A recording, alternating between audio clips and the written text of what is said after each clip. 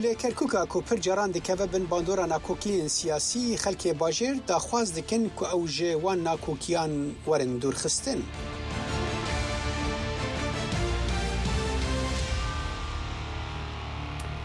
جه تلویزیون کردیا دنگی امریکا لی واشنطن پایتخت او دمو همی دمن و باش بینر هجا ایرو سهشنبه سی ماه خرمانانا سال 1726 کردیا لی برانبر 25 تباغ 1026 زاینه. افکار من بفراو نوری و از صالح دمیجر ام و دمجمیرش ورا پیشکش دکن. سلاوی منیش بوی و عزیزان لگلتانین با پیداچونه و بگرینترین حوالو پیشاتکانی امرو لدواین هلوستکانی واشنطن لباری کماری اسلامی و پەرستەندنی گوشارە ئابوووریەکانەوە تا دەگاتە دەرەنجامەکانی ئەو پێشاتانە لە ناوچەکە لەگەڵمان بمێننەوە.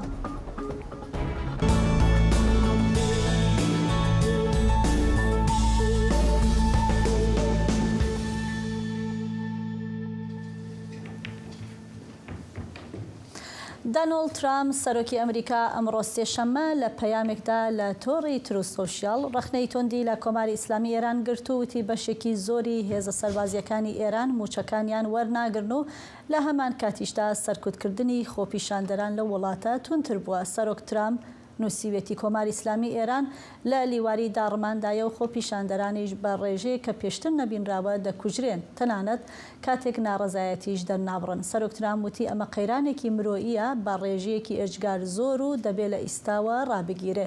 دانالد ترامپ هەروەها لە پۆستێکی دیکەدا ڕایگەیان سەرجەم مینەکان لە ئاوە نێودەوڵەتیەکانی تەنگەی هۆرمۆز لابراون و وتی ئێرانی ئاگادار کردوێتەوە کە هەر کەشتێک یان بەلەمێک هەوڵی دانانی مینی نوێ لە تەنگەی هۆرمۆز بدا دەستبەجێ لە ناو دەچێت.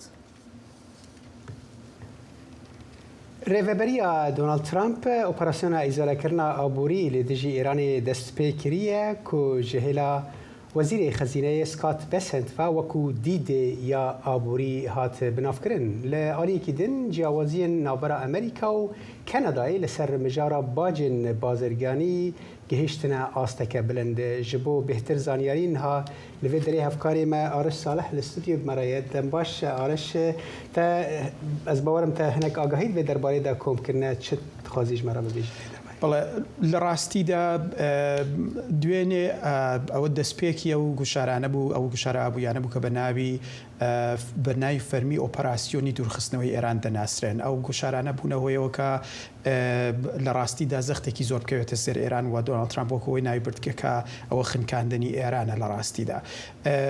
سکات بەسەنەتە و شتانی ڕاگەیاند و ئیدارەی ترامپ هەتا ئێستا هیچ شتێکی ڕان نەگەیاندووە وەکەوەی کە بڵێن ئەو تاکە یان ئەو لایەنیان ئەو حکوومەتە دراوە بۆ وێنە سزای خراوەتە سەر بەهۆی ئەو مێکانیزمانەوە. لەو پەیوەندیەدا من راپۆرتێکمان ئامادە کردووە کە ئێستا هاوکارانمان بڵاوی دەکەنەوە. با پێکەوە بیبینین راپۆرتەکە. ئیدارەی دۆناڵد ترامپ ئۆپەراسیۆنی دوورخستنەوەی ئابووری لە دژی ئێران دەست پێکردووە هەنگاوێکی نوێ کە سکات بەسەنت وەزیری خەزانەداری ئەمریکا بە دیدەی ئابووری ناوی دەبات. هەموو وڵاتێک و هەموو قەوارەیەک دەبێ ئامادە بن بۆ ڕوبەڕووبوونەوەی سزاکانی ئەمریکا و دەزانن کەس لەسەروی ئەمەوە نییە. ئێمە لێپرسینەوە لە هەموو لایەک دەکەین بۆ خنکاندنی ئابووری ئەم دەسەڵاتەی ئێران. ئامانجی سەرەکی ئەم ئۆپەراسیۆنە بریتیە لە بە شێوەیەکی سیستەماتیک زیاتر دابڕینی ئێران لە سیستەمی دارایی جیهانی و سنووردارکردنی ئەو سەرچاوە داهاتانەی کە تاران دەتوانێت بۆ پەرەپێدانی بەرنامە سەربازی و ناوەکیەکانی بەکاریان بهێنێت. بەڵام فشارەکە تەنها ئێران ناکاتە ئامانج. واشنگتن حکوومەت بانک کۆمپانیا و دامەزراوە داراییەکانی دەرەوە ئێرانی شاگەدار دەکاتەوە کە ئەگەر بەردەوام بن لە یارمەتیدان یان ئاسانکاری بۆ مامەڵە دارایی و بازرگانیەکانی تاران ئەوە ئەگەری ئەوە هەیە ببنە ئامانجی سزاپلەدوەکانی ئەمریکا. ئەمەش دەتوانێت بۆ ئەو بانک و کۆمپانیانە مەترسی لە دەستانی دەستگەیشتن بە بازار و سیستەمی دارایی ئەمریکا دروست بکات. لە ڕووی استراتیژیەوە ئۆپەراسیۆنی دوورخستنەوەی ئابووری دەتوانرێت وەکو تەواوکردنی ئۆپەراسیۆنی تووڕەیی ئەفسانەیی سیر بکرێت. ئەگەر تووڕەیی ئەفسانەیی بەهێزی سەربازی تواناکان ئێرانی لاواز کرد، ئامانجی ئەم قۆناغا ئابووریە ئەوەیە تاران و سوپای پاسداران لە پارە تەکنۆلۆژیا و سەرچاوە پێویستەکان بێبەش بکات بۆ ئەوەی نەتوانن بە ئاسانی ئەو توانە سەربازی و ناوەکیان دووبارە بنیات بنێنەوە کە لە ئۆپەراسیۆنە سەربازیەکەدا لە دەستیاندا. هەتا ئێستا ئیدارەی ترامپ ڕای نەگەیاندووە کە وڵاتێک یان لایەنێک بەهۆی چەسپاندنی ئەو ئۆپەراسیۆنە سزادرا بێت، بەڵام ئەوە لەوانەیە بگەڕێتەوە بۆەوەی تازە دوێنێ ڕاگەندرا و چەند ڕۆژێک کات پێویستە تا کۆمپانیاکان دەست بکەن بە بەڕێوەبردننی. باش ئارەژ وەک ساڵە ئاماژەشی پێکرد بابەتێکی ترکە لە حکوومەتی ئەمریکاوە ئەمڕۆ زۆر جەختی لەسەر کراوەتەوە لەم ڕۆژانە پرسی باجە لەسەر هەندێک لە وڵاتەکان بە تایبەتی کانەدا زانیاریەکانی لەسەرم بابەتە چی؟ بڵێن ناکۆکی بازرگانی نێوان ئەمریکا و کەنەدا دوای شکستێنانی گفتوگۆکانی دوو وڵات زیاتر تند بوونەتەوە. واشنگتن 50% باجی گومڕۆکی لەسەر نزیکەی 20 میلیارد دلار لە کاڵاکە لە کەنەداوە دێت داناوە. سەرۆکی ئەمریکا دۆناڵد ترامپ هەروەها هەڕەشەی زیادکردنی باج لەسەر ئۆتۆمبیل و پارچەکانی ئۆتۆمبیلی کەنەدی کردووە. لە کاتێکدا ئۆتاوا دەڵێت باجی هاوشێوەی بۆ وەڵامدانەوە بە واشنگتن ئامادە کردووە. یەکێک لە خاڵە ناکۆکەکانی گفتوگۆکان پەیوەندی بە یاسا و ڕێساکانی پاراستنی زمانی فەڕەنسی و کەلتوری کەندا ئەو شوێنەوە هەبووە کە حکوومەتی مارککارنی ڕایگەاند لە گفتوگەر بازرگانیەکان لە سازش لەسەر ئەو بابەتە ناکات. بەڵێ باشە ینی پەیوەندیە وان ناوان بە کریزە ئابووری ناوێنە کەنەدا و ئەمریکای دەچیە. بەڵێ ساڵح پرسیارێکی جوانە لە ڕاستیدا کەنەدا هەندێک یاسا و ڕێسای هەیە کە باس لەوە دەکات کە ئەگەر بێت و بۆ وێنە شتێک یا کاڵایەک بیەوێ بفرۆشرێ لەو ناوچانەی کە فەڕەنسی زوانن لە کە بکن بە تایبەت بۆ وێنە ئەبێت لەیبڵەکانی پەکەیجینگەکانی هەمووی بە زمانی فەڕەنسیش لەسەریان بێت بۆ ئەوەی کە لە ڕاستیدا زمانی فەڕەنسی و کەلتوری فەڕەنسی زمانەکان لەو شوێنە پارێزراو بن. ئەمە هەندێک کێشە بۆ ئەمریکا و کۆمپانی ئەمریکایەکان سازەکات لەبەرەوەی ئەوان خۆیان ئامادە نەکردووە بۆ ئەوەی کە بە زمانی فەڕەنسیش لەسەر پەکەیجەکان و لەسەر لەیبڵەکان و ئەو بەستەکان بە زمانی فەڕەنسیش بنووسن. بۆیە دەست ڕاگەیشتنی ئەوان بەو بازاڕانە تا ڕادەیەک هێواشەکاتەوە یان کەم دەکاتەوە. بۆ ئەوان دەبێت بزانن کە ئایا تێچوەکانی قبولکەن یان لە بازارەکە گەڕێن. هەرحاڵ درۆژین پێشتا وێنە بهتر زەڵال دەبێت بەر ئیرۆ ئەڤ شتێ نوت چێبوونە دەمێت پێشتەوەی بهتر زەڵال ببێت. ڕاستە. سپاس ئارش بۆ بازانیاریتە. سپاس ئارش. لە درێژەی بەرنامەکەدا دەمانەوێت لە لێکەوتەکانی هەڵمەتی سزانیەکانی ئەمریکا لە دژی کۆماری ئیسلامی بۆ سەر عێراق و بە تایبەت هەرێمی کوردستان بکۆڵینەوە. واشنگتن دەڵێ ئامانجی ئەم جارەی سزاکان بڕینی شادەمارە ئابوووریەکانی ئێرانە و ئەو وڵات و لایەنانەش کە بەردەوامن لە هاوکاری لەگەڵ تاران ڕەنگە ڕوبەڕووی فشار و سزا ببنەوە لە عێراق و هەرێمی کوردستان. بەڵام کێشەکە جدیە چونکە بەشێکی بەرچاو لە ئاڵوگۆڕە بازرگانیەکان و وزە و دارایەکانی ئەو وڵاتە پەیوەستە بە ئێرانەوە بە تایبەتی هەرێمی کوردستان کە سنوورێکی دوور و درێژی لەگەڵ ئێران هەیە و پەیوەندی بازرگانی و ئابووری بەرفراوانی لەگەڵ وڵاتە هەیە. بۆ زانیاری لەسەر ڕەهەندەکانی ئەم سزانە و ئەگەری لێکەوتەکانی بۆ عێراق و هەرێمی کوردستان لەگەڵ دکتۆر محەممەد ساڵح توێژەری باڵا لە پەیمانگای لێکۆڵینەوە لە سیاسەتی دەرەوە لە ڤیرجینیاوە قسە دەکەین. کاک محەممەد بەخێر هاتن با لێرەوە دەست پێ بکەین. سزانیەکانی ئەمریکا بۆ سەر ئێران چەند دەتوانێت زیانی بۆ عێراق بێ؟ زۆر سپاس بۆ میوانداریەتان بەفراوخان. بێگومان دەکرێت کە کاریگەری زۆر جدی هەبێت وە سەرێشەی گەورە بۆ عێراق و لەو نێوانەشتا بۆ هەرێمی کوردستان دروست بکات.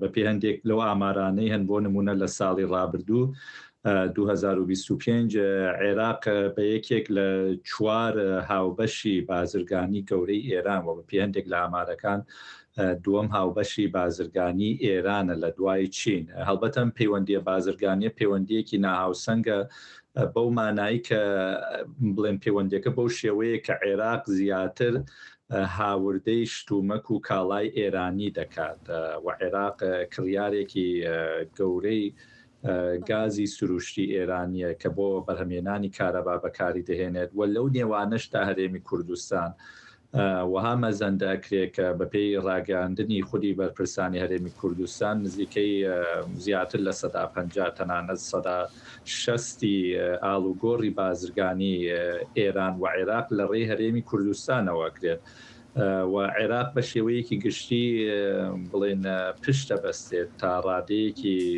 زۆر کاریگەر زۆر بەرز بە شتومەک و کاڵای ئێرانی و بێگومان ئەگەر بێت و ئەمریکا جدی بێت لە سەپاندنی ئەو سزانە بەسەر ئەو وڵاتانی کە لەگەڵ ئێراندا مامەڵە دەکەن ئەوە دەکرێت کاریگەری زۆر جدی هەبێت لەسەر بارودۆخی بازار لە عێراق شێوەیە کە تەنانەت هاوڵاتی ئاسایش هەستی پێ باشە کاک محەممەد ئەگەر لە ڕاستیە با بڵێن ئەمە بزانام لە ڕاستیە بەغدا دەتوانێت بەرگەی ئەم فشارە بگرێ یان لە کۆتاییان ناچار دەبێ بەشێکی بەرچاو لە سزاکانی با بڵێن سەر ئێران کە ئەمریکا سەپاندوێتی ئەمیش ڕچاوی بکات و پەیوەندیەکانی داببڕێنە لەگەڵ ئێران.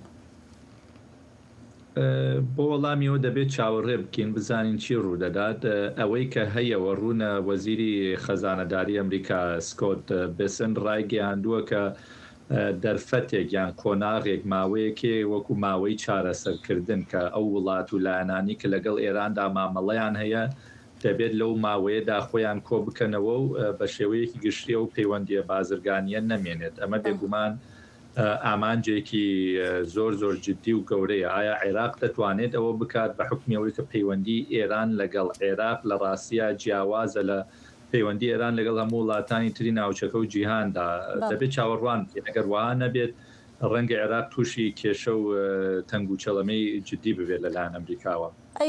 کاک دکتۆر دۆخی هەرێمی کوردستان چۆن دەبێت؟ ئایا دەتوانێت لە فشارە نوێەکانی ئەمریکا دەربازی بێ یان ئەبێ هەموو شتێک وەکو خۆی با بڵێن جێبەجێ بکات؟ بێگومان ئەوەش دیسان دەمێنێتەوە سەر ئەو ماوەی کە ئەمریکا ئامادەیە مرونەت و نەرمی بنوێنێ بەرامبەر بە هەندێک لە وڵاتانە ئایا و ماوەیە چەندێک درێژ دەبێت و ئایا لەو ماوەیەدا هیچ جۆرە پێشەوە چوونێک لە پەیوەندی نێوان ئێران و ئەمریکا دروست دەبێت دەگەرات و چارەسەرێک لە پەیوەندی ئێران و ئەمریکا دروست بوو ئەوە دەکرێت چاوەڕوانیەوە بکرێت کە ئەو کێشە و پاڵە پەستۆیەش لەسەر هەرێمی کوردستان و عێراق لا ببردرێت بەڵام دیسان بەو پێی کە یعنی ژمارەیەک یەکجار زۆر لە خەڵکی ئاسایی چ لە هەرێمی کوردستان چ لە عێراق پشت بە کاڵا و شتومەکی ئێرانی و تورکی دەبەستن نەمانی لە ناکاوی ئەو کاڵانە دەبێتە هۆی بەرزبوونەوەی نرخیان و بۆ پێش کە یعنی بە حکمی جیاوازی دراو لە نێوان دینار و دۆلار لەگەڵ تمەنیان ریاڵی ئێرانیەوە وا دەکات کە کاڵای ئێرانی لە بازارەکانی هەرێم هەرزانتریش بن تەنانەت لە هەندێک کاڵای هاوشێوەی تورکیان وڵاتانی تر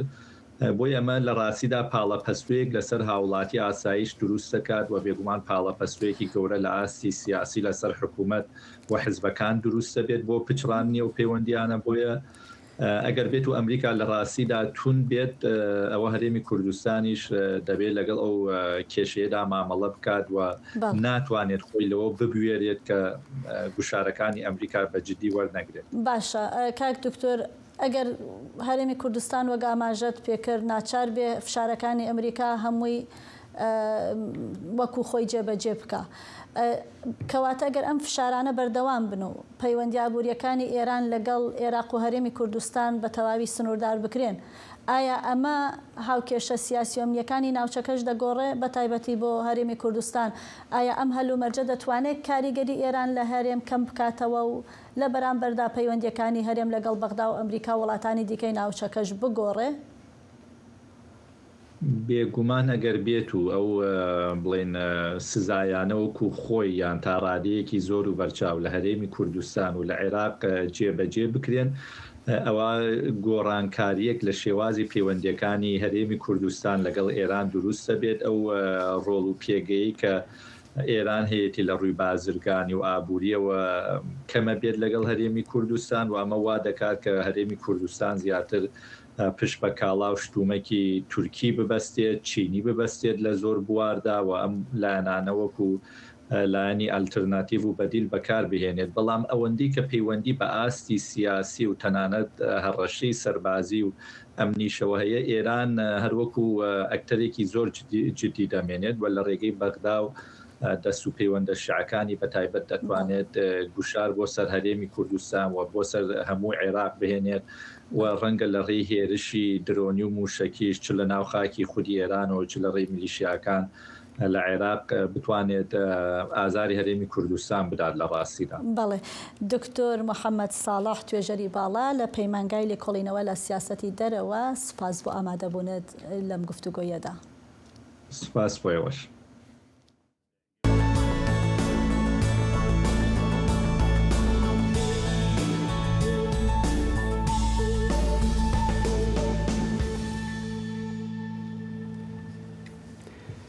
بله بینر هجا خواهزن بالا بکشین سر ویکی که نها دوی ناوی دا هناك راپورت بحثا ویکی دکن که فرمانداری حزب سوریه دموکرات مظلوم عبدی با اواکی فرمی هلوشاندنا حزب سوریه دموکراتیک حسد راگهاند و بری چند کلیکانجی تلویزیون سوری گوتبو اوید وان کلیکان دا و باوکی فرمی لسر تلویزیون راگینه کو مظلوم عبدی باوکی فرمی حزب سوریه دموکرات هلوشاندن یعنی راگهاندنا هلوشاندنا و کر ام وگرن امریکای لگل ایزولا کرنا سیاسی و آبوریا کمارا اسلامیه ایران سوریه کو برید بن هجمونیا تهران دبو و هاتبو پاشکو هستن نه نزیکی جواکا نونتوی دبه ام دوی درجه و دمجمیره دا بحثا و مجاری هر حال پشتراجی بکن لنها هفکاری ما سوران خاطری بمرایه سوران گلک جاران نه گلک جاران همیشه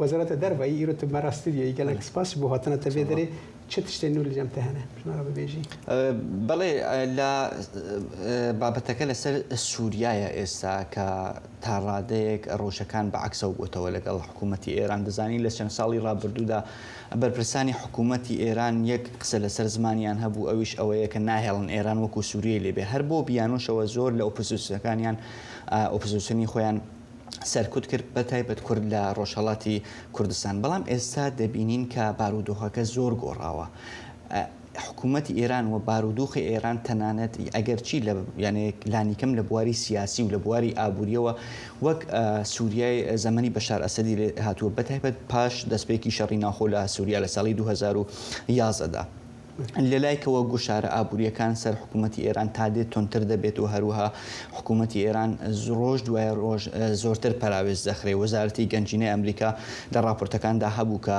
ڕۆژی دووشەمە ئۆپراسیۆنی گۆشەگیریکردنی زیاتری ئێرانی ڕاگەیان دەیان کۆمپانیاوە دایان کەشتی سەر بە حکوومەتی ئێرانی خستە لیستی سزاکانەوە تەنانەت زۆرتریش وتی هەر وڵاتی کە پەیوەندی ئابووری لەگەڵ حکوومەتی ئێران نەبشڕێنێ دەخاتە لیستی سزاکانەوە هەروەها گەماڕۆی دەریایی سەر حکوومەتی ئێران بەردەوامە فەرماندەی ناوەندی سوپای ئەمریکا لە ڕۆژهەڵاتی ناوەڕاست سنتکام دووشەمە نوێترین زانیاری لەسەرم بابەتە بەڵاو کردەوە دەڵێ لە 23 پوشپەرەوە ڕێگای لە 71 کەشتی گرتووە نێهێشتووەم کەشتیانە یا بڕۆنە بەندەرەکان ئیران یا خۆت بێنە دەرەوە هەروەها 3 کەشتی لەم ماوەیەدا کە گوێڕایەڵی فەرمانی هێزەکانی ئەمریکا نەبوون بۆ ڕێڕۆی خۆیان بگۆڕن یا ڕابۆستن کراونەتە ئامانج و لە کار خراون سەر ئەم بابەتە پیتەکزت وەزیری جەنگی ئەمریکا دارەتی گەنجینە پرۆسێ گوشارەکانی سەر حکوومەتی ئێران بە تەواوەتی هاوئاوهەنگن بەوتێ پیتەکزت تەنگی هورموز لە کۆنتترۆلی ئەمریکادایە لە کۆنتترۆلی حکوومەتی ئێراندانیە و ئەمریکا ئەو توانایە هەیە کە پشتیوانی بکات لە هاتوچووی کەشتیوانی نۆدەوڵەتی لە تەنگی هورموز با بەشێک لە قسەکانی وەزیری جەنگی ئەمریکا ببینین و ببستین ئەگەر ئامادە بێت. ئێمە لەگەڵ وەزیری گەنجینە لەسەر بابەتی هەڵمەتی گوشاری ئابووری و هەروەها ئەو گوشارە ئابووریانە کە دەتوانێت بەکاریان بهێنێت لە هەمانجی تەواو نەپچڕاو دابووین دەشڵانین کە ناتوانێت بەرگەی بگرێت لە کۆتاییدا ئابووریەکان لە دارما هەروەها دەشڵان کە ئێمە گەروی هۆرمز دەکەین بڕیاری ئابلۆقەدانەکەمان زۆر تونند و تۆڵ و یەکەلێنە بەڵام لە کۆتایی نەوت بێت ئێوە هێندێک لە ئامار و ژمارەکانتان بینیوە ئێران ناتوانێت هیچ شتێک لەوێەوە تێپەڕێنێت بەڵام ئێمە دەتوانین ئابووری جیهانیش لەوە گەیشتووە بۆیە ئەوان قمارێکی گەورەیان لەسەر کۆنتترۆلکردنی کرد بەڵام ناتوانی سوپای ئێمە زیانی وێرانگەری گەیاندە هێزی دەریایی توانایی چاودێری و هەروەها ڕادار و موشکەکانی هێشتا تۆزێک توانیان ماوە بەڵام بە هیچ شێوەیەک نزیکی نییە لەوەی پێشتر هەیەیان بوو بۆیە دەتوانین لە گەروی هورموزەوە پارێزگاری لە کشتیوانی بکەین و ڕێگە بدەین نەوت بەردەوام بڕات زۆربوونی گوشاری ئابووری تەنها ئەوە مسۆگەر دەکات کە ئێران بەڕاستی تەنها یەک هەڵبژاردەی لە پێشە ئەویشت هاتنە سەر میزی دانوساندن و قسەکردنی ڕاستەقینەیە لەسەر بەرنامە ئەتۆمەکەیان ئەمە ژەوەیە سەرۆک داوای کردووە. باشە سۆران باسی گوشارە ئابووریەکان ئەمانە بە معنای ئەوەیە کە با بڵێن گوشاری سەربازی بەردەوام نابێ یا هەر چی ئەوانش هەر بەردەوامن بۆ سەر ئێران؟ بەڵێ وەزیری جەنگی ئەمریکا دەڵێ سەرڕێ ئەم گوشارە ئابوووریانە بژاردەی سەربازیش دژ بە حکوومەتی ئێران هێشتا لەسەر مێز دوێنێ بوو پیتەکسە دوتی کە ئەگەر بێت و ئێران ئەوەندە بێ ئەقڵ بێت سەر بنێتە سەر هێزەکانی ئەمریکا لە تەنگەی هۆرمۆزیا لە شوێنێکی دیکە ئەوە ئەمریکا بژاردەی سەربازی بەکاردێنێت وە ئەمریکا بە هیچ شێوەی هێرشی سەربازی دژ بە حکوومەتی ئێران لە گەروی هۆرمۆزیا لە ناوچەکانی دیکە دەوروبەری ئێران لەلاوە نەناوە. بەڵام پیتەکست دەڵێ کە لە ئێستادا گوشاری ئابووری زۆرترین کاریگەری و زۆرترین زیان دەگەێنێ زۆرترین کاریگەری هەیە و زۆرترین زیان دەگەێنێ بە حکوومەتی ئێران. هەروە کەوتم ئەم بارودۆخی ئێستای کە ئێرانی تێدایە لانی کەم لە بواری سیاسی و لە بواری ئابوووریەوە زۆر لەو کاتێ دەشێت لە زەمەنی سووریای حکوومەتی بەشار ئەسەدا دەڵێت بەڵام بارودۆخەکە ئێستا گۆڕدراوە. کۆمەلگەی نێودوڵەتی تا ڕادەیەکی زۆر باوشی خۆیان کردوێتەوە بۆ سووریا. ئەوە دوێنێ بوو کە وەزارەتی ئەمریکا وەزارەتی دەرەوەی ئەمریکا سووریای لە وڵاتانی لیستی وڵاتانی پشگیریکاری ترۆر دەرهێنا. سزاکانی سەر سووریا، سزاکانی ئەمریکا، نەتەوەی یەکگرتوەکان و هەڵوە ئەوروپا وردە لەسەر سووریا لا بردراون و بەرپرسانی سووریش ئەگەرچی زۆربەیان پێشینەیەکی پەیوەندیدار بە تەرۆریان هەیە بەڵام بەڵێنی ئەوەیان داوە کە پابندن بە سەقامگیری ناوچەکە و بە هەروە بە ئاسایش و سەقامگیری نێودەوڵەتی. کەواتە تر سووریا چی دیکە و نمونە نابێت کە ئێران لەو ڕێگەیە سەرکوتی بکات. وانە؟ وایە. سپاس بۆ زانیاریەکان.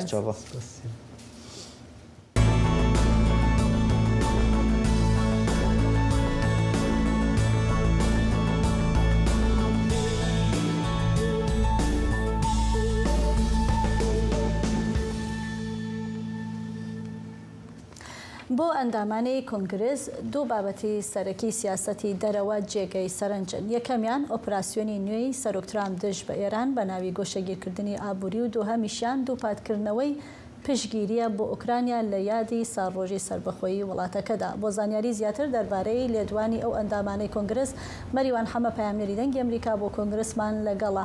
مەریوان لە ئێرانەوە با دەست پێ بکەین کاردانەوە و هەڵوێستی ئەندامانی کۆنگرس سەبارەت بە ئۆپراسیۆنی گوشەگیرکردنی ئابووری دژ بە ئێران چییە؟ بەڵێ بەفراوە ئەندامانی کۆنگرس لە پارتی کۆماری بە گوڕ و تینەوە پشگیری ئەم هەنگاوەی ئیدارەی سەرۆک ترامپ دەکەن بۆ زیاتر سزادانی ئێران و گۆشەگیرکردنی لە ڕووی ئابووریەوە. سیناتۆر جۆن هۆڤز لە ویلایەتی نۆرت داکۆتا دەڵێت ئێران گەورەترین پشگیریکاری تیرۆرە لە جیهاندا بۆیە بەردەوامبوونی فشاری سەربازی و ئابووری پێویستن بۆ ناچارکردنی ئێران بۆ ئەوەی هەڵسوکەوتی خۆی بگۆڕێت و ڕێبگرێن لە ئێران لە بەدەستێنانی چەکی ئەتۆمی و هەروەها کەمکردنەوەی نفوزی ئێران لە ناوچەکەدا. سیناتۆر هۆڤن هەروەها داوای لە هاوپەیمانانی ئەمریکا دەکات کە ڕۆڵێکی گەورەتر بگێڕن لە ڕووبوونەوەی ئێران چونکە بە وتەی ئەو لە بەرژەوەندی هەموو لایەکدایە.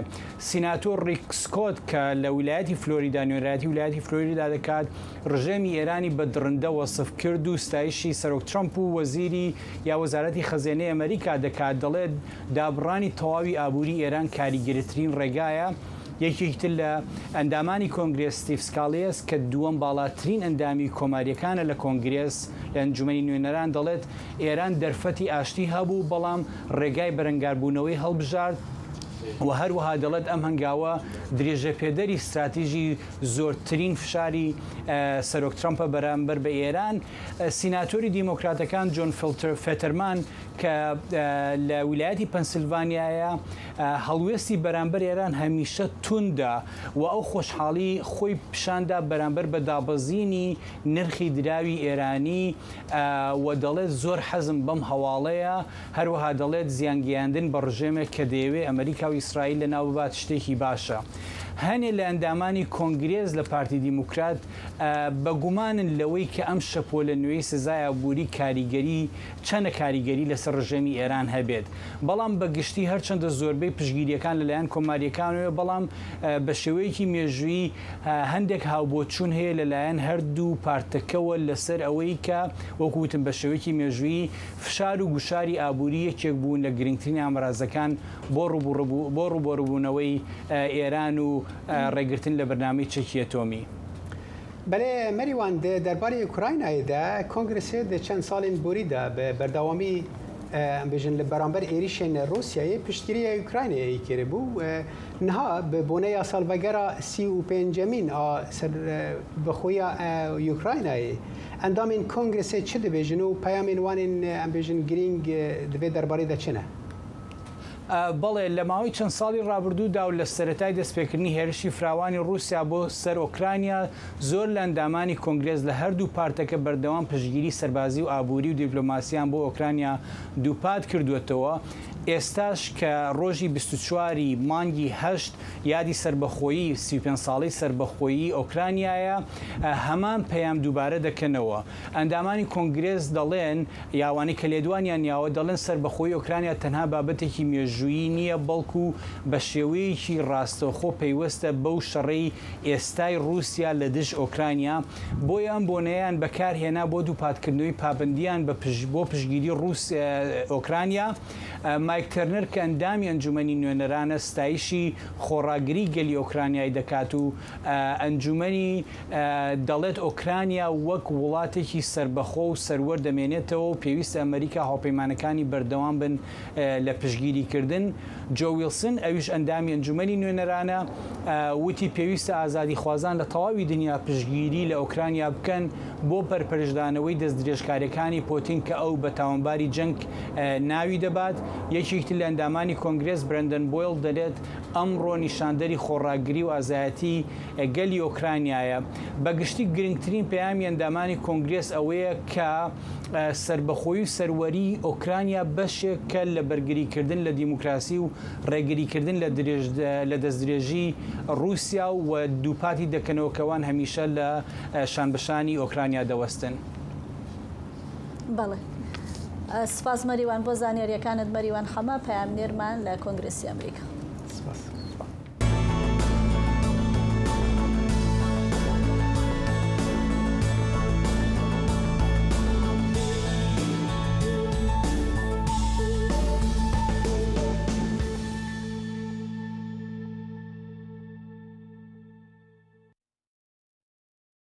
بسم الله الرحمن الرحيم. السلام عليكم ورحمة الله وبركاته.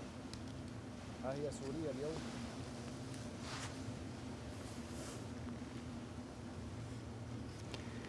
بله سروک دمکی سوریه احمد شرع کیف خوشی خواه جبریارا وزارت دربای امریکای به راکرنا ناو سوریه جلسته ولاتن پشتگیرین ترور آنی زمان. شرع ده ویدیو که دا هر وکون دبینن گوت از سپاسیه که مزن پیشکشی سروک امریکای دونالد ترامپ و همو ولاتن دوستو حوالن که پشتگیری سوریه کرنه دکم وزیر دربای امریکای مارکو روبیو دو دشمه را گاهاند بو که سوریه به فرمیج لیسته ولاتن که پشتگیری ترور دکن هات درخستن. روبیو گوت واشنطن هر وها هیئت تحریر الشام هتشه لیسته تروریسم جیهانی درخستیه پشتی کود تیرمه 2025 ده ریخستنا کو سروک سوریه سرکشی و دکر لیسته ریخستن تروریستن بیانی هاتبو راکرن.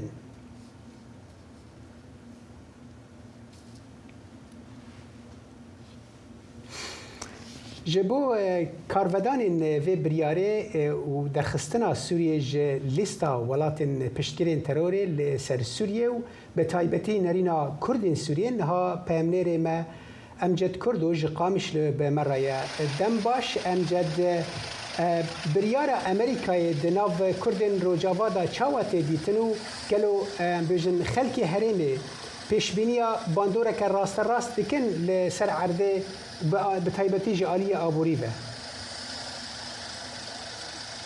بله صالح دماتا و تماشاوانا باش بابهلا از به نوچهک لزگین بتر دست پی بکم نهاد وکی لیه ده فرماندار گشتی یهزین سوریا دموکراتیک مظلوم عبد ج کوشکا گل لشامه بداوی آنینا ارکا حسده و کهزک لشکری راگهاند و دست بقوناغا سیاسی کرد. هر واهن چافکانی مجمع گوتن که و ایدی مظلوم عبد پوسته که دهندر حکومت دمکی ده بگره تی پایین گو ام بیژن شیروکاری ام بیژن فایل کردی پروسه کردی دندر شامی ده بریو ببه لی اما از وگرم سر پرساته براستی پشتی 49 سالان جخستنا سوریه ده لیسته دولت ام بیژن پشگیری ترور دکن بوجه کیف خوشیه ایرو راکرین آینا دناف کولانا سوری بگشتی و کولانا کردی ده به تایبت جبر کو براستی دما داوید ام بیژن روشا آبوری خدمت گزاری گلکی خراب بو روشا ولاتیان لور خراب بو لورا ایرو يعني ام بیژن گاوک دیروکیش بو خلکی گویره لبر درفتین کار وکر لبر و برهنان ام بیژن بیانی وکر لیل عالیه کیدن براستی ام بیژن شوبدار سیاسی دبینن کو افغاب نبسه جبر هینجی روشا آورته کد سال 2004 دج عالیه سروکس امریکی کند جورج بوش و دبدن بریارا 338 یا روش آورتا درباره سوری ده این بردوامه و سروک دونالد ترامپ جی دگولانا سالا بوری ده او روش دریش کربو روش آورتا دریش کربو لید همه آوائی ده ام بیژن جواک لور کیف خوش ویگاوی بله وەک ئاماژەت پێکرد ئەمجد باسی کاردانەوەی خەڵکت کرد ئەی پارتە سیاسیەکانی ڕۆژاوا بە دیاریکراوی هەڵوێستیان هەبووە سەبارەت بە با بڵێین ئەم بڕیارەی واشنگتۆن؟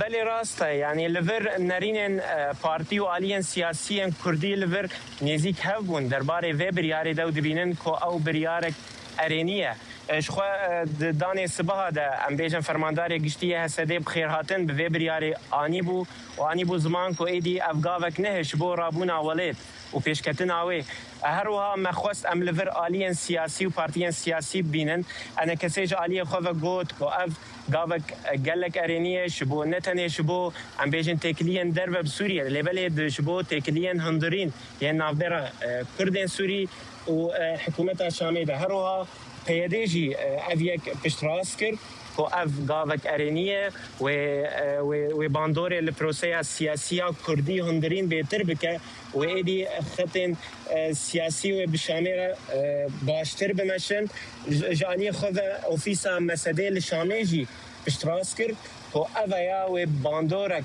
فرمازن لسر بیکفتن نابره هیز سوریا دموکراتیک و حکومت دمکیده بکه بحر حالی و د همه آلیان ده کد لویده که دبینن که گاوک فرباشه و باندور نوی چیز آلیه آبوریده که کمپانی امریکی و دوره کار کنه کمپانی HKM کلور دست و برهنانه کریه و چیز آلیه پروسه سیاسی ده بشامره بله امجد کردو پیامنیر ملقامش لو اسپاس جو بو وان زانیاری انتدایمه نزیکەی 4 مانگە هەردوو لای شاندی هاوبەشی کوردی ڕۆژاوا کۆنەبوونەتەوە ئەنە کەسە و یەپەدا هەر یەکەیان ئەوی دیکەیان بە بەرپرسیار دەزانن لە ڕاگررتنی چالاکیەکانی شاندەکە بەڵام غەریب هەسۆ هاوسەرۆکی یەپەدا کۆنفرانسی قامیشلۆی بە هەنگاوێکی مێژووی ناوبرد و جەختی لەسەر دەستپێکردنەوەی کارەکانی شاندی هاوبەشی کورد کردوێتەوە ئیڤان حەسیب ئەم راپۆرتەی بۆ ئامادەکردوون لەسەر ئەم بابەت. نزیکی 4 ماهانه گو هردو آلیین شانده هفبش آ کرد لسوریه پارتیین انجمن اجتماعی و پارتیین یکیتیان اجتماعی نجویانه. افساربونا تکلیان ددمک دته گو انجمن اجتماعی کرد انکسه و پارتیا یکیتیا دموکراتیک پیده هفدو به برپرسیاری راوستاندنا کار شانده توانبار دکن. هفسروک پیده غریب حسو انجامن کنفرانسا قامشلو وکی گاوک دیروکی دبینه و تکز دکه گو پیوسته کار شانده یا هفبش جنوب وره چالا کرن. ابنا کوکی گو هنجی ایوی دمی چوا ده مرحله و گویزبونه ده عالی می کردی ده حاضرتی ما ضعیفن. آج نه پیدا گرک ام جبو دوزا کرد هندری سوریه ده demek ki bir derececi gerekli guri çarçuvaya em bejin gava 26 Nisan'ı hatiye meşandın bu sakat nemine gerek em care gidin hep kombibin لێڤەگەرێکی کوردی بێ ئاواکردن بێ چێکردن. بردفکê fermiyê Enekesê Fêsal Yûsif giringiyê dideyekî tiya helwesta Kurdî û her wiha ji dengê Amerîkayê re eşkere kir got wan ji nêzî salekê ve projeyek ji bo avakirina lêvegereke hevbeş a Kurdî pêşkêşî fermandarê Hesedê Mazlûm Ebdî kirine lê hîn bersevek negirtine. ساریە کەتەکار ئەم هێژی خودینەژ یەک هەلوەستە کێرە و ئەفتشتێن و تمام پچابێ گرتن و ئەم کاربن بڕاستی مەسەلا دووسیا کوردی بەرەنگێن و تشتێن و ئەم کاربن داخن سەرماسی لێڤەگەرا کوردی هێ پار هەیڤان هادامە تەسلیمی بەڕێز مەزلوم عەبدێ کرد مخابن چمانە چووسەری ئیرۆژی دووەختێکی دا یەک هەلوەستا کوردی ئەم بینن پێویستی پێ هەیە. Rojnamevan Orhan Qaraman got ji Efrînê ye û têkiliyên di navbera partiyên Kurdî de ji nêz ve dişopîne باور dike gonakokî û perçebûna di nav aliyên tevgera siyasî ya Kurdî de dê rol û hêza Kurdan li Sûriyê qels bike. Konferansê Qamişlo hêviyek gelekî mezin ji bo Kurda çêkirin û encamê wê jî gelekî baş bûn lê mixabin neket warê pratiğê. Em hêvî dikin ku aliyên Kurdî bi giştî bibin yek bi hev re kar bikin ji bo li hember Şamê xurt bibin û karibin beravaniyê ji bo doza Kurdî bikin û mafên me dest bixin. Ger her aliyên Kurdî bi tenê xwe kar bikin wê qels bin wê nikaribin tiştekî ji bo me Kurda bikin. Piştî demeke dirêj ji nakokiyên navxweyî, Konferansa Qamişlo di 26 Nîsana 2025 de cara yekem karî bû şandeke siyasî ya hevbeş a Kurdî ava bike. Got hêviyên Kurdên Sûriyê bi hebûna hêzeke danûstendinê ya yekgirtî pêk tîne. Da got diyalogên pêşerojê li ser mafên wan bi hikûmeta demkî re bike. Îvan Hesîb, Dengê Amerîka, Qamişlo. یک هەلوەستا کوردی د vê qonaxa veguhêza Sûriyê de çi qas pêwîst e û çi qas dikare ewlekariya navxweyî ya lawaz biparêze. Hebûna şandeke Kurdî ya hevbeş dikare çi rolê bilîze û bandoreke çawa li paytexta Sûriyê li Şamê bike. Ji bo şîrvekirina vê mijarê niha parêzer Abdullah İmam ji Almanyayê bimeraye. Dem baş Rêzdar İmam bi mehane ku behsa şandeke Kurdî ya hevbeş bû û hîn jî dibe lê li ser erdê tiştek ne diyar e. Çima ev şand nikare bi rola xwe rabe eger hebe jî û pirsgirêkên li pêş wê çi ne li gor xwendina te? Dem baş kekê salih. Şanda Kurdî a hevbeş bîrava hate bi hevxistin piştî konferansê 25 Nîsana 26 Nîsana 2025 ew konferansê ku nav lê bû yekirina helwest û rêza Kurdî tiştê ku çêbûyî tenê helwest hate yekirin lê rêza Kurdî dihata xwestin paşê wek laşekî siyasî warê avakirin wek lêvegerekê û ev şanda hevbeş jî bibe wek destekek yani dibe lêvegerê vegere. Mixabin ew şand ne ji wê konferansê hate derxistin. Ew şand paşê bi rêkeftinên navbêna hindek layên siyasî de çêbû û bi belkî destlêwerdanên layan derveyî Kurdistana Sûrî. Yani hindek etrafê din hevdî razî kirin yek ji vî alî yek ji vî alî şandek vî rengî hate çêkirin. Piştî ku paşê qewimî ew kesên ew layên ku yani em bêjin sereke di wê şanda hevbeş da nexwestin yani ew şanda were praktîkê. Calî Şamê de jî roleke esasî hate lîstin û calî îdara zatî de jî roleke esasî hate lîstin yani. Dixwestin ew hevdîtinên ku çê dibin yani ji dehê azarê de ew li hevhatina dehê azarê û piştre ew rûniştinên ku çêbûn di mabêna hikûmeta Şamê û qesedê û îdara zatî de dixwestin bibin yani têkevin şûna wê şanda hevbeş yani ti rol ji wê şandê re nema.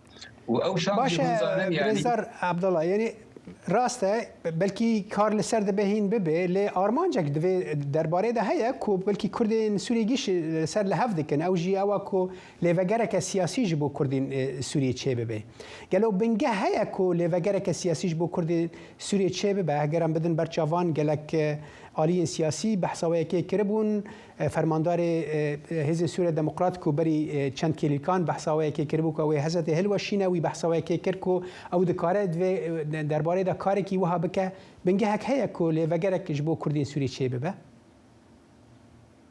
بنگه كنت قالت كي د آلية نوعنا آلية كي نافقين سبارات كردستان السوري وآلية كي دربجي آلية دربة مخابن دما كرولا كي دليزي جارنا ديليك ودو زمان باش كابل جارنا يعني توكو كلام ورنا بيشي نهاب او يعني أرضية كود هندر كردستان السوري إذا هرتم هيا وهرتم داخواز هيا وحاجات هيا جبو لبقر شبه وتكار نابه يعني او شان ده هفش نكان تكاري بك بي لبقرج بركو دبي لبقر وان توجيه بك وكتبي مصادقه لسر كاري وان بك جالي يعني او لا هندري نافايدا او ارضيه هيا لي دما كنت دستيوردان شدبن جالينا در ودا وچاره مثلا پاشت كبه وچاره سرنابه باشه ام بحثا یکبون یانجی هم نبیجن یکبون بیجن هفبندیه که کردی سوری اگر ببه دکارت چه باندوره لشامه بکه یعنی آلی شامه و اگر کرد یک بن یعنی نه یک بن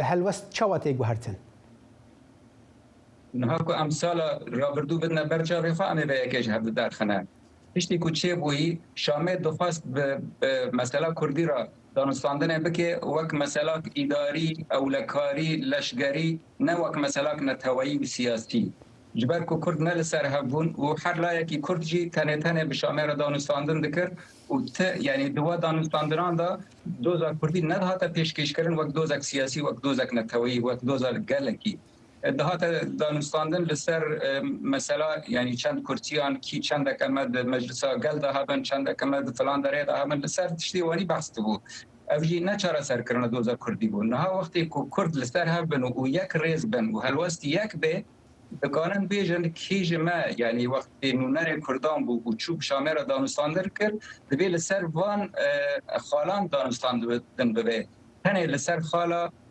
چاره سرکردن دوزا کردی وک دوزا سیاسی وک دوزا ملتکی نه وک مسئله که اداری یا امنی یا لشکری باشه کاک عبدالله یعنی ام بیجن راگهاندنا مظلوم عبدی هلوشاندنا هسده گوهرتنا که لشکریه براستی سر عرده کو مزنه هرم کردین سوریه اف گوهرتن لسر عرده به تایبتی لسر اصلا لشکری یعنی د نقشه کردی دا چه گوهران لگورخاندناته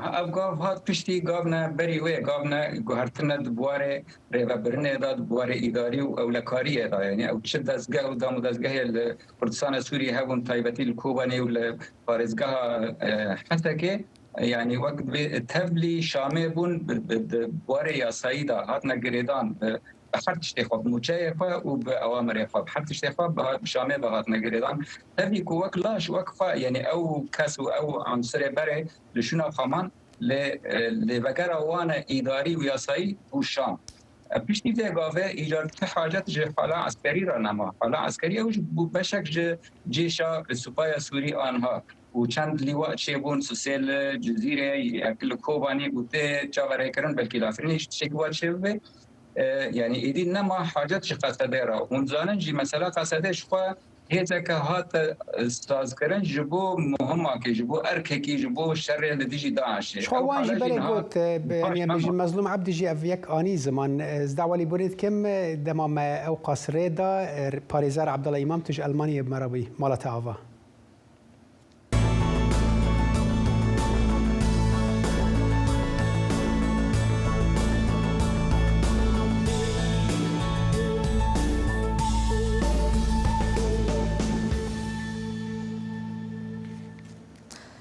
هشت سال بسر قۆناغی هەشتەم و کۆتایی هەڵمەتی ئەنفاڵی دژ بە کورد لە عێراق لە ساڵی 1980 تێپەڕیوە. لەو قۆناغەدا دەڤەری بادینان لە هەرێمی کوردستان یەکێک لە ئامانجەکانی ئەو هێرشانە بوو کە تێیدا هەزاران قوربانی لێکەوتەوە و بووە هۆی وێرانکاریەکی بەرفەراوان و ئاوارەبوونی خەڵکەکە. لەم راپۆرتەدا ڕێژین ئەحمەد چاوێک بە یادەوەری و دەرەنجامەکانی قۆناغی هەشتەمی ئەنفاڵ و ئەو شوێنەوارانە دەخشێنێ کە دوای نزیکەی 4 دەیە هێشتا ئاسوارەکانی هەرماوەتەوە. لە 25 هەیڤاهەشت لە ساڵە 1988 ڕژێما بەعز دەست بە تاڵان و شنابرنا gelek Kurt ger bi navê Enfal ku ev Enfale di 8 qonaxan da derbas bû. Ek ji qurbanî û rizgarbûyên vê Enfalê ku mam Selame ew di temenê 12 saliyê da bû. Dema bi mal û kes û kar ve înayne vê qeleyê. Ev qel'e di bêjnê qel'a Nizarkê ku di roja Enfala da hemî ew kesên rizgarbûn ji vê Enfalê bîr hatin li vêrê hene. û mam Selam bû me behsa wê rojê diket. Ewî hin demên nexweş li vê re borandîne dema dîwarên vê qel'eyê dibînît neşê dixora girît û digirîtin. Ev cihê qutana bavê min e cihê xatirxastina bavê min e çavê digirîbe ku ez û ew jîk vabûn. Heyva heşt dest pê diket. Heştê heşt 25 enfal dest pê diket. 28 kesokarên me ver enfalê ketin. û wî wextê qewatekê em girtîn gotê qewat melko. Qewateka geleka tund bû ya xerab bû. Hemî ew mirov bûn ku ew bûn evê ji Xwedê natirsin. Wesa em girtîn û em înayn û ku ber qel'a Nizarkê ve sê qafîlê eskerî dane li gel me. Êk berî, êk dîfra, êk dumayê hindek kesokarên me Erebî zanî gotiye dibêjin her kesekê xwe pavêjî jî sarê remyê lêkin ku bite kuştin. O tayaral esmana o saroxê kêmyayî li metênê den o nenê roja her şeye enfal xaleka reş e nenê pinavçavê dijminê me be û azar û nexweşî jî yet miletê me ne. Heft kes ji bav bira mam û xala tanûke bêserûşînin û ta rûfatê wan diyar nînin. Mam Selamî ji roja Enfalê û tanûke cilkên reş li bejna xwe nexistîne û biryar da ta bimrî ji êşana dilê xwe ev cilke li ber bin. Wextê em daxilî vê qel'eyê kirîn û em tîne di vê qel'ê ve ew dîmenê pêş çavê min ew sarê eskerî zivirin û wextê em daxilê vêrê kirîn û sara rastan bariya te ji Xwedê bêt ewan xwe helavê te wan sara da û bab û bira û kesokarên me sara da xweşandin û li pêş çavê dayê nenê were êk pêş çavê te babê te biqotî êk pêş çavê te birayê te biqotî êk pêş çavê te pîremêrê emirê wî 100 sal bixişînît. Dîmenê enfala 88 rast est û 8 sal çûn bes bawer ke li ber me 8 saetê çûn. Li vê qeleyê cihek taybet hatiye danan wek goristan ji ber ku ew kesin di wê rojê da bûyîne qurbanî û giyanê xwe ji dest dayî. Her dîsa ji bilî hindê jî nûkedanên niyasîna vê qeleyê wek mozexanekan neteweyî di qonaxa sêyê daya û nêzik de ev qel'e bîte mezantirîn mozexana Enfalan li Behdînan. Rêjin Ehmed, Dengê Emerîka, Duhok. Ji Behdînan jî biçin Kerkûkê hergava ku nakokiyên siyasî derdikevin holê Kerkûk di nav parêzgehên pêşîn de ye ku hest bi bandora wan dike. Welatî û berpirsên parêzgehê dibêjin ku nakokiyên siyasî bi berdewamî encamê neyînî li ser ewlehî û aramiya aborî û pêşketina wan aborî û xizmetguzariyê dikin. Diyar Cemal agahiyên bêhtir di vê raportê de hene. کاتێک قەیرانە سیاسیەکان قوڵ دەبنەوە سێبەری ناکۆچەکانی نێوان بەغدا و هەولێر بەر لە هەر شوێنێک یەکسەر بەسەر شەقامەکانی کەرکووکدا دەردەکەوێت. بۆ هاوڵاتیانی کەرکووک لە دوای ساڵی 2023ەوە لە هەمان چیرۆکی دووبارە دەژێنەوە شارێک کە هەمیشە بۆتە یەکەم باجدەری ململانێ سیاسیەکان.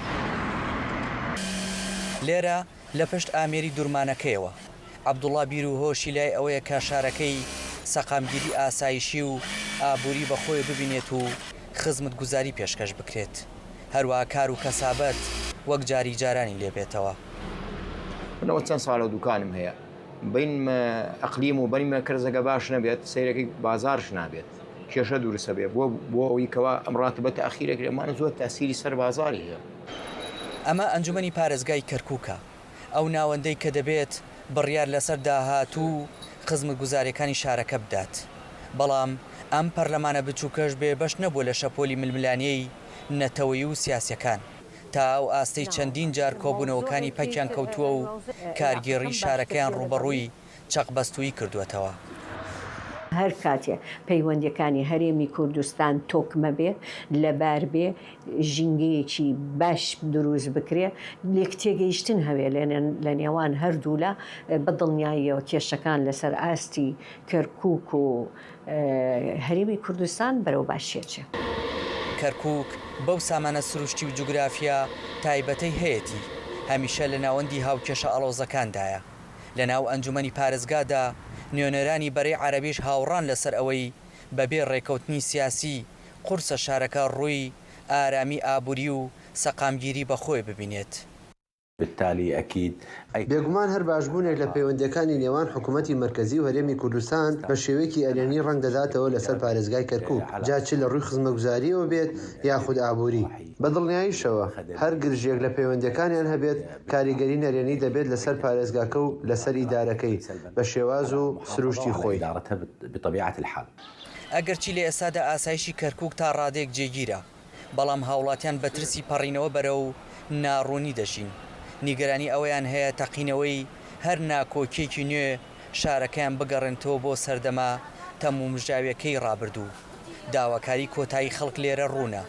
کەرکووک لە هاوکێشە و ناکۆکێ سیاسەکان دەربهێنرێت و بکرێتە مەیدانی خزمەتکردن نەک ململانێ. دیارجەمال دەنگی ئەمریکا، کەرکووک. هەل لە هەرێمی کوردستان گەنجێک لە شاری ڕانیە لە هەرێمی کوردستان ڕوبەڕووی چەند کێشێکی جەستەیە و بەتایبەت کێشێکی جدی لە قاچەکانیدایە کە بەڕێکردنی ژیانی ڕۆژانەی بۆ قرس کردووە. ئەم گەنجە پێویستی بە نەشتەرگەری هەیە، بەڵام هەژاری و نەبوونی پارەوای کردو نەتوانە نەشتەرگەریەکە بکە.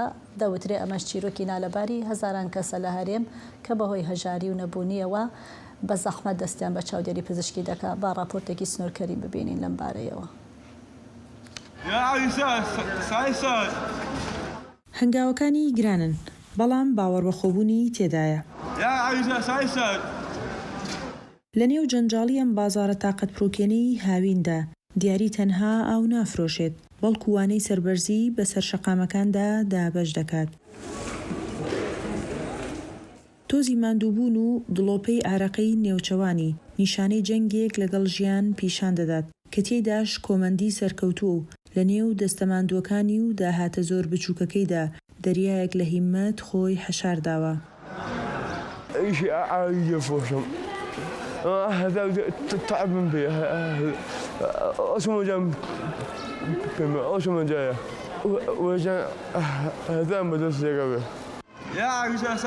کاتێک بە زەردەخەنەوە دەستت بۆ درێژ دەکات، تەنها بوتڵەیەک ئاوت پێنادات، بەڵکو ژیانت بیر دەخاتەوە کە ئومێد بە پارە ناکردێت، بەڵکو بە خەندەی مرۆڤێک دەبەخشرێت کە قەدەری خۆی ناسیوە و سربەرزانە دەژی. دەمەژین بێم هەموو خۆم داوە تەواتی بێزە بمە. ژیانی دیاری لەگەڵ تەمەنێک لە هەزار هۆکارەکەی هەژاری خێزانەکەیەتی لە کاتێکدا دکتۆرەکان پێیان وتووە کە تێچووی نەخۆشیەکەی بڕێکی کەم پارەی پێویستە و دەتوانرێت لەو دۆخە ڕزگار بکرێت. جاری لە زمانگدا نەخۆشە، لاقی دەمارێکی کورتە، جاریش دتمان لای دکتۆری دکتۆر چارەسەر دەکرێت بەزبای دارانیمان زۆر خراپ بوو، زمانی دەگرێ و مێشکیشی تو زۆر تاوام نییە. من لە بازار بواخم دەکرد، ئێستاش هەردوو بابم ئەمون بابم بیشین ئەخانش شتەی دانیان خێوازی وەکو دنیا. دیاری تەمەنێکە بەدەست نەخۆشیەوە دەناڵێنێت، بەڵام نەبوونی بیمەی تەندروستی لە هەرێم بۆ تەکێشە بۆ چارەسەرکردنی سەدان نەخۆشی هاوشێوەی ئەو. بەڕێوەبەرایەتی تەندروستی سلێمانیش دەڵێت هەرچەندە بەشێکی زۆر لە چارەسەر و نەشتەرگەریەکان لە ناوخۆی هەرێمدا ئەنجام دەدرێت، بەڵام نەی شاردەوە کە تا ئێستا نەتوانراوە بیمە بۆ هاوڵاتیان دابین بکرێت. دکتۆرەکانی نەشتەرگەری لە ئاستێکی زۆر بەرزایە لە عێراق و جووری و نەشتەرگەریانەی کە ئەیکەن ینی ئەنجامێکی زۆر باشیە. تەنها کۆمەڵێک نەشتەرگەری هەیە کە زۆر تایبەتمەندیانەیە وەکو چاندنی جگەر و کۆمەڵێک نەشتەرگەری کە بەڕاستیەوە لە جیهانی شاکۆمەڵە شوێنی تایبەت دەیکەن. ئەو تێچووی کاریگەری هەبووە لەسەرەوەی کە ئێمە نەتوانین ئەو خزمەتگوزاریی کە پێویستە بۆ هاوڵاتیان لە 100% پێشکەشی بکەین وڵاتانی کە ئەم بابەتیان بە بابەتی دڵنیایی تەندروستی چارەسەر کردووە. ئێستاوەی بۆ ئەم گەنجە بووە بە خەونێکی بەدی نەهاتوو چارەسەرکردنی نەخۆشیەکەی و ڕزگاربوونیەتی لەم دۆخە بۆ ئەوەی وەک هەر گەنجێکی تر ژیانێکی ئاسایی بەڕێ بکات. سنوورکەریم دەنگی ئەمریکا شارۆچکەی ڕانیە. فستیڤاڵی ڕۆشنبیری و هونەری کوردی لە برۆکسل بۆ ماوەی 3 ڕۆژ کوردانی لە دەوری یەکتر کۆکردەوە. 3 ڕۆژ موسیقا و هەڵپەڵکی و خواردنی کوردی و بەرنامەی ڕۆشنبیری ڕێکخرانی فستیڤاڵەکە دەڵێن ئامانجی فستیڤاڵەکە زیندوڕاگرتنی کولتور و زمانی کوردی و گواستنەوەیەتی بۆ نەوەکانی داهاتوو. لەم راپۆرتەی حەمید مستەفا و ڕێک لە کەش و هەوای فستیڤاڵەکە و ئامادەبوونی کوردان لەو فستیڤاڵەدا دەدەینەوە. ڕەشماڵ ئانژی کۆنێڕەش لە ناوە وڵاتên Ewropa de ji hêla şanogerek Kurd têt heldan û tiştên kevnartê de têt nîşandan. û weke filîmekî çawa paş ve vegerînî vedgerin welatê xwe cara axîn ofî dikînin û zarokê xwe biçûk dibêjin law em dergûşê de mezin bûn. Kurê min me nanê tedûrê dixwar law ew ji destarê me heta gelek dibêjin ev 30 sale 40 sale hatina Ewropayê me hêdî navê destar ji bîra kiriye me navê tedûrê ji bîra kiriye yanî me navê Mîrkut ji bîra kiriye me navê Bagor ji bîra kiriye yanî tiştê eva dibînin vê derê êdî ew têne bîra wan bi rastî jî kêfxweş dibin kêfxweşiya wan jî kêfxweş dibin. Kurdistanên li Ewropa ku rastî vê reşmalê tên bîrhatinên wan yên berê tên bîra wan û bi awayekê cuda bi dîtina wan keleporên Kurdî hestiyar dibin. Min ew reşmale dît bi rastî hestekî xweş bo me hebû. Wextî em olmiyê hindek festîval bi rêve birin wek festîvala çandî û huneriya Silîvanayê ku çend sala bi rêve çû. Dema ku me ew ku nedît ew reşmale dît ew hesta kurdewarî dît ez çûme vê serdemê çûme navçe Silîvanayê çûme ber çiyayê Bozê Sîna hate bîra min Dalanper hate bîra min. Kurdên ku rastî vê reşmalê tên dibêjin dîmenên wiha nirxên Kurdan e û pêwîst e Kurd li her devera cîhanê bin çanda xwe û nirxên xwe biparêzin da ku çanda me nehêt jî bîrkirin. Lê kom dibin binda tirina xwarê eva yê babûkalê Kurdan e çêcar nikarin ji xwe wê xelas bikin çandekê Kurdan e wê çandinê jî مرو بخوازه نخوازد ام بشین ایرو کرد بشنکی داره و چاندنه خودان در که مثلا ساعت جلو بر که وان که مثلا ساعت شده کو genellikten یه گپ نواری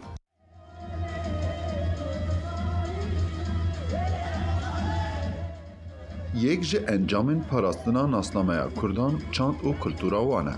Ji ber wêkê dema li her derê çanda xwe dibînin lê kom dibin û kêfxweşiya xwe nîşan didin.